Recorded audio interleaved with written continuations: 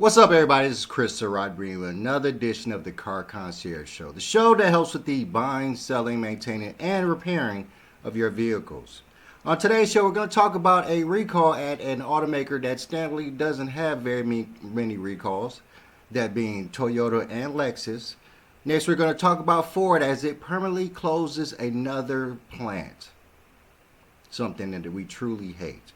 And last but not least, we're going to talk about one of our favorite vehicles, the Chevy Corvette, and how some of the newer model vehicles are just exploding, and we're going to ask why. All right, let's jump straight into it. So, recalls. Now, Toyota and Lexus have come out with a new recall, and it's fairly a simple recall. It's not something super duper major, so that's a good thing. But of course, it's just a widened proof that we continue to be in a situation where most automakers are just not putting out the best product because they're not doing the research and development. Let's check out this story about the latest recall over at Toyota and Lexus. Nearly 100,000 Toyotas, Lexus, and Subarus are being recalled because of issues with their HVAC systems. The parent company of the three brands says the cars have defective windshield defrosters, which could increase the risk of a crash. The vehicles are from the model years 2023 to 2025, and car owners are being notified by letter.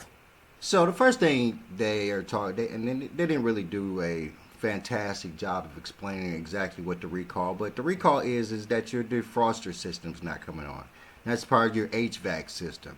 And you know, it's a problem definitely if you live in a place where there's snow and your defrost have to work massively in the morning to defrost the windows, or get snow off your windows, get ice off your windows, and stuff like that. So defrosters are very important in that factor, clearing off your windows so you can see. But of course, in most cases you can wipe your windows off. There's other ways to affect you having the ability to see while you drive these vehicles. So this is not a major recall.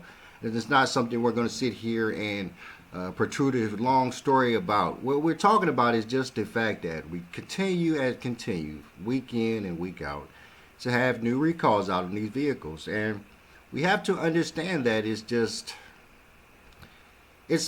kind of the fault of the consumer, of course, because the consumer wants the latest, the newest, the hottest thing, and they want to buy it. And until we're getting to a point where, these automakers are spending top dollar to put out these massive products with all these massive bells and whistles, which causes the price of them to be massive as well. So when the price is massive, specifically in this economy, these vehicles are not getting bought.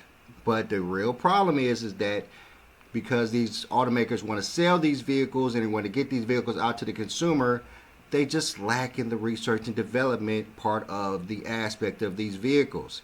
And we're getting to the point where these recalls prove that they're just missing a lot of steps. They're not paying attention.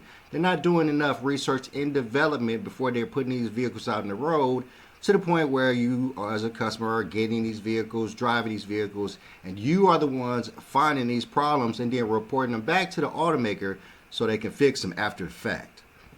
And it's just one of those things, and it's going to be a continuous thing. This is not new. We've always had recalls. We just had less recalls back in the days because, automakers had the time and had the ability to do massive research and development with the dummies and the taking the long trips across the country in these vehicles before they put them out so they can see them in real time. And that's just something that they just don't have the time to do anymore. They just have to get them out there and get them to you so you'll buy them, so they'll make money and they'll try to get back on top. All right, so let's keep it going. Next up, we're going to check out Ford. Now, Ford, we steadily have a recall for pretty much every week that comes out. But this is a new situation. Ford is closing another one of its plants. And then you know how we hate people losing their jobs, how we hate the automotive industry crippling or, falling apart in a way that, massive layoffs are taking place. So Ford has closed down a factory, and it's over in Germany, so you know how we feel about that. But let's check this story out real quick. This is going to be a reader, so let's get into it. Ford permanently closes manufacturing plant and cuts 6,400 jobs in major shutdown. Germany's auto sector is reeling. Recent data show almost 51,500 jobs vanished in a single year, about 6.7% of the workforce, making automotive the hardest hit industrial branch. These cuts account for roughly half of Germany's total factory job losses, signaling the worst downturn since the 2008 crash. Ford's looming Solaris shutdown adds to the turmoil. As one of the economists points out, the collapse in production has created a deepening crisis across the industry. Traditional car makers now face fundamental change. Can they survive massive EV investment or be phased out? After 25 years as Europe's compact car icon, the Ford Focus headed into retirement in November 25. The last unit will be rolled off the Solaris line. Over its run, the Focus spawned high-performance variants like the ST and SRS and helped Ford sell millions of units worldwide. But consumer tastes have shifted decisively.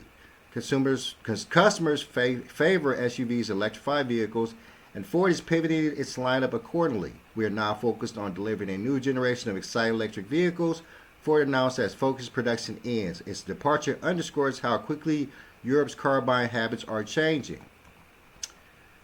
Since 1970, the Solaris plant has been a pillar of German manufacturing. Built on a former airfield, it became the birthplace of European favorites like the Escort, Capri, and Fiesta. In the 2000s, the factory built roughly 10 million vehicles overall. At its 1978 peak, the site employed about 8,100 workers. For more than half a century, Ford Solaris anchored the region's economy. Even today, the locals recall when Solaris made the Escort as a point of pride, now mounting pressure on the auto industry, threatening its longtime engine of jobs and investments. Strategic abandonment. The writing was on the wall by 2022 when Ford chose Valencia over Solaris for its next-gen electric cars. Ford cited Valencia's lower costs and better logistics as decisive factors. Valencia's 6,000-strong workforce rejoiced with Spain's UGT union, hailing it as great news. This secured jobs for a decade. By contrast, Germany's Solaris, with about 4,600 employees, was left waiting. The move made harsh business sense. Europe's auto map is tilting south, but it sealed Solaris' fate as union officials now openly pressed for maximum compensation, knowing the plant future was doomed. In January 2025, Ford formally announced the end of Solaris after 57 years. The plant will halt all car production by November 2025. The single decision wipes out roughly 4,600 Ford jobs on site and about 1,800 more at nearby suppliers. After November, there won't be a Ford car made here, workers summed up the mood. The factory's shutdown is Ford's largest European plant closure in recent memory. Locals fear a cascade of effects, empty streets on payday, shuttered cafes, and even falling home prices as the region braces for fallout. Oof. Regional devastation. Saarland is bracing for a local depression. More than 6,000 jobs, 4,500 in the plant, 1,500 suppliers are now on the line. Entire communities were built around these auto jobs. The economic life of the entire region, where several tens of thousands of jobs depend on the auto industry, is at stake. Restaurants, shop, and real estate all depend on Ford paychecks. Already, realtors report falling prices as uncertainty grows. Union leaders Marcus Tall did not sugarcoat it. We will now do what we are there for, he told workers, meaning negotiating the terms of layoffs. What was once a Ford city now worries about where the next paycheck will come from. This is hard. Union compromise. With few options left, the IG Metal Union settled for maximizing payout. District Chief Jorg Kohlinger admitted we could not achieve the best solution, so the second best option to make job cuts as expensive as possible for Ford. By early 2024, the union had secured no forced layoffs before 2032 and very generous severance terms. Still, it couldn't save most jobs. Solaris line worker Anita Meyer summed up the move. We got our pay, but we lost our work. In the end, workers accepted a deal focused on hefty exit packages and retraining funds rather than holding the factory open. Whew. Over the horizon looms another threat. Chinese EV makers are rapidly encroaching on Europe. Tariffs notwithstanding, the EU slaps duties up to 37.6% on Chinese imports, but brands like BYD and MG are undeterred. BYD alone has tripled its European sales to about 12,000 cars per month by mid-2025, offering future-rich vehicles at low prices. European car makers scrambled to respond. They moved faster than anyone expected, admits one supplier engineer. Price wars are tech gaps, meaning legacy OEMs must slash costs to compete. The result, intense pressure on every part of the value chain. All right. We're going to stop it there. Well, I mean, I really hate this. I mean, notwithstanding the fact that it's in Germany, and I'm not big on really what's happening in Germany. We really try to concentrate on what's happening in the U.S. But this hits home for me. When I was a car salesman, the very first car I sold was a Ford Focus, and I remember it very well. I sold it. It was a gold Ford Focus, 4-door, and I remember I sold it to a young lady who was extremely short. She was like 4'8", really extremely short young lady. And again, the reason that the sale went so smoothly is that I had showed her the car or whatnot. But when I got her in the car, this Ford Focus, they had a device in it, or the seat controls allow for it to be jacked up. And I got her into it, and I jacked it up to the point, and it jacked up high enough that her little short head was over the steering wheel, and she was sitting really good, and it was perfect for her because of just that the seat could raise up and she could sit really well because she was still short. And it had the thing, you move it forward, her feet could touch the brake and gas. It was awesome for her. A great sale, my first sold it, car sale. Yeah, brings back great memories, but also brings back very bad memories. Memories of where that was in Indiana, the Ford factory city over closing, and having several friends that worked at that Ford factory that were making good money and living really well lives, and then that factory closed and their lives went to shit.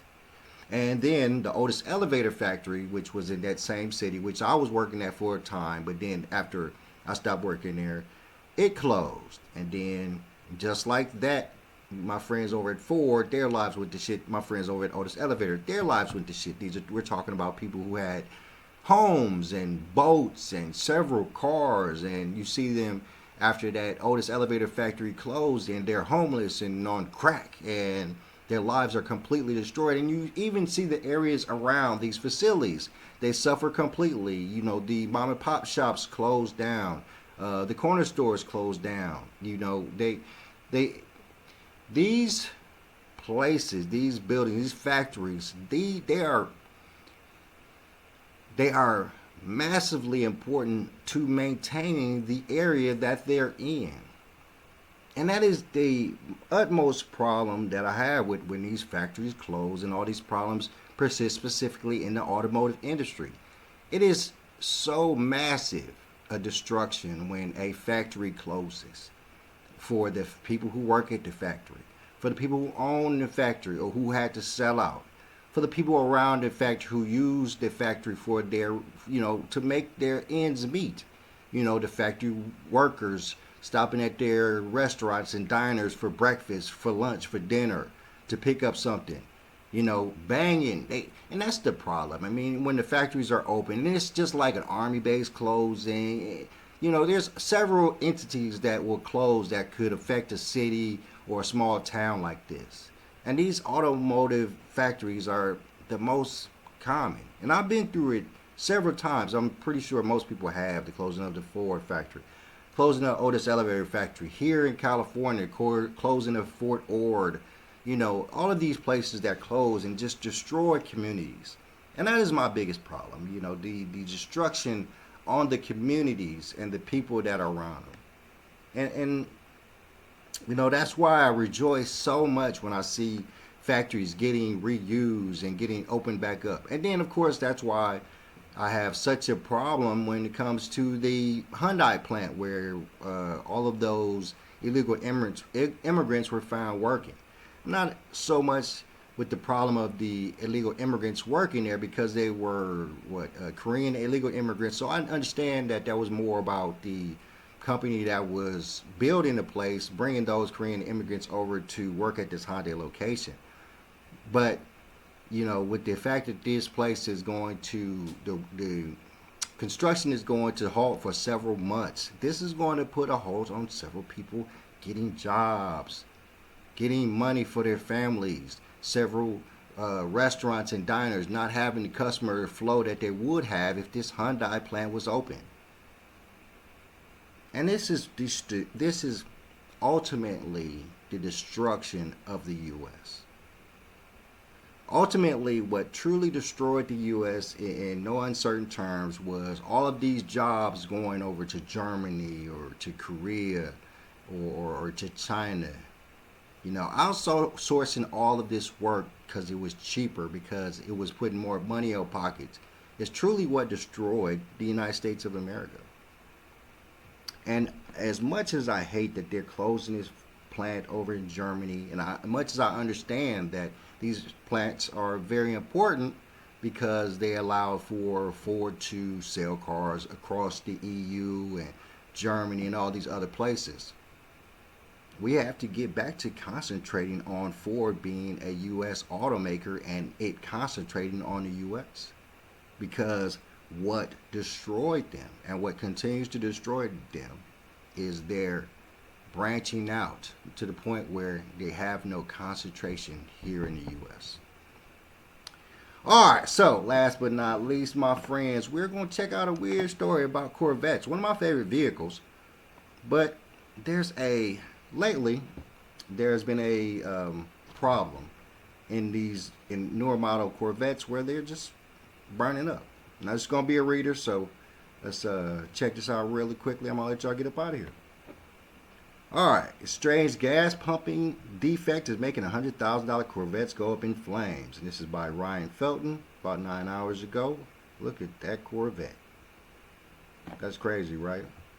Yeah, that's the thumbnail picture right there. Sean Connor was refueling his high-end 2024 Corvette at a gas station in early June when the car spontaneously caught on fire, torching it in a matter of minutes. Connor turned to a Facebook group of Corvette enthusiasts, a video he posted. Let's see if we can see the video.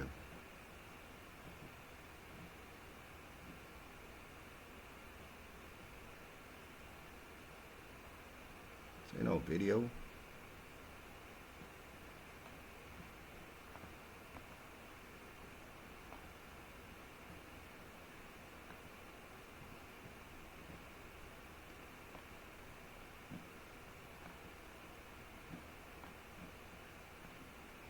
Damn.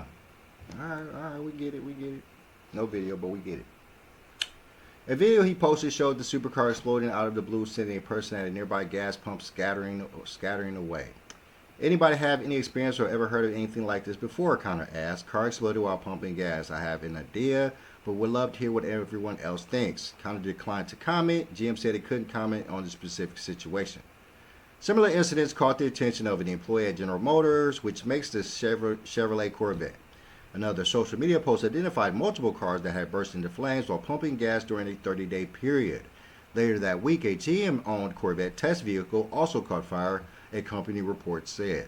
For the next few months, GM dug into the problem to determine whether this pattern of explosion was related to a defect. And then last month, GM made a determination recalling the vehicles over an unusual issue.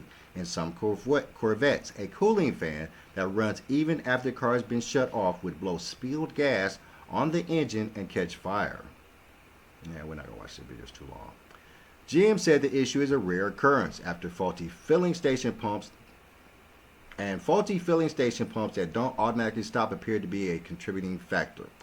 The recall affects more than 23,000 Corvettes that start at over 100,000, are among the fastest cars ever made by the GM. I'm going to stop for once. So it says that faulty filling station pumps that don't automatically stop appear to be a contributing factor. Now, what that means is that we're talking about people who will sit there, put the gas pump in, and then they're going to fill it to full anyway, so they just put the little clicker on so it just continues pumping so they don't have to hold it. And then in some cases, when it's supposed to automatically stop, it'll continue to pump, overflowing the system to the point where it's getting high enough that the cooling fan is catching some of that gas because it's reached a higher enough point and flowing it over into the engine bay, and then on top of the engine, which of course is hot, and then gas gets onto that hot engine, burst into flames. All the other things that are flammable in that engine area catch flames. 10 minutes, your car's gone. The recall affects more than 23,000 Corvettes, start over 100,000, and are among the fastest cars ever made by GM. And what do we know about that design? Owners shelling out six-figure sums for a high-end supercar may think they are immune from sort of dangerous defects affecting these Corvettes, but the issue is a stark example of how even the priciest cars on the market today can be dragged down by a safety recall. The safety of our customers is the highest priority for the entire GM team, and we're working to remedy this matter as quickly as possible, GM said. The affected Corvette models, the Z06 and the ZR1 versions from the recent model years, are sought after supercars, with the latter being able to reach 233 miles per hour, said Keith Cornett, senior editor of CorvetteBlogger.com. They're obviously a little perplexed, Cornett said, of impacted Corvette owners. They want a safe car to be in, but many of them I know, several 2023 owners, say, I filled up my car 100 times now and have never had any issues.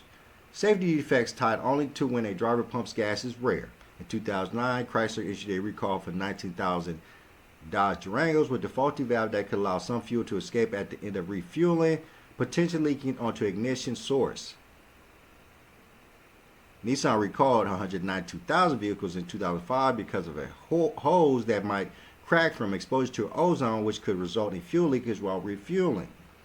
Michael Brooks, executive director of the Center for Auto Safety, said one of the potential issues is that a driver might encounter a faulty gas pump that doesn't automatically shut off but not realize it. How do you know when it's safe to drive off from a fuel pump if you've had one of these overpump incidents? He said, there's not a whole lot of guidance on how to approach what you should do. GM said that signs of the pump may be malfunctioning include visible damage, the presence of leaked fuel, or absorbent material on the ground near the pump from prior spills. The automaker advised owners to follow fueling instructions in their owner's manual, turn off the vehicle's engine during refueling, confirm the fuel nozzle is completely inserted into the vehicle while pumping gas, and never top off after fuel pumps automatically shut off clicks once. And who is going to do all that? Hold on. Sorry. GM has developed a fix, a shield that would divert spilled fuel, and is working to finalize supplier production and distribution plans. The remedy part is expected to be available in the next several weeks, a person familiar with the matter said. Before the recalls was issued, nearly 1,600 affected Corvettes were on dealer lots, according to ChevyBlogger.com's Cornett. GM issued a stop sale notification to dealers as part of the recall, meaning those particular Corvette models can't be delivered until the fix is made. Stop sales for anything is a problem for us because we have customers that want to take delivery, said Paul Stanford, president of Les Stanford Chevrolet, a dealer in the Detroit area. When it's 80 degrees on Sunday, they want it now. All right. Good story. Bad situation for Corvette owners. Now, what are we saying? If you do own one of these Corvettes and it's one of the ones, and of course check NHTSA to see if your vehicle is one of these vehicles as part of this recall, stop driving this car. Stop driving this car. I mean, obviously, if you have this car, dollars or donuts, then this is not the only car you have in your fleet. You have other cars to drive. Just stop driving the car until they have the recall or they have to be able to fix this problem. You don't want to be in that situation. You do not want to be in a situation where your car might burn up. And you, like most people, like me, like everybody else, Stanley, when we go to fill up our cars, we put our thing in there, we turn it on, we put the little thing up so it stays pumping gas, and we let it go. We don't check all this other shit, see if the fuel pump is damaged and all this other stuff.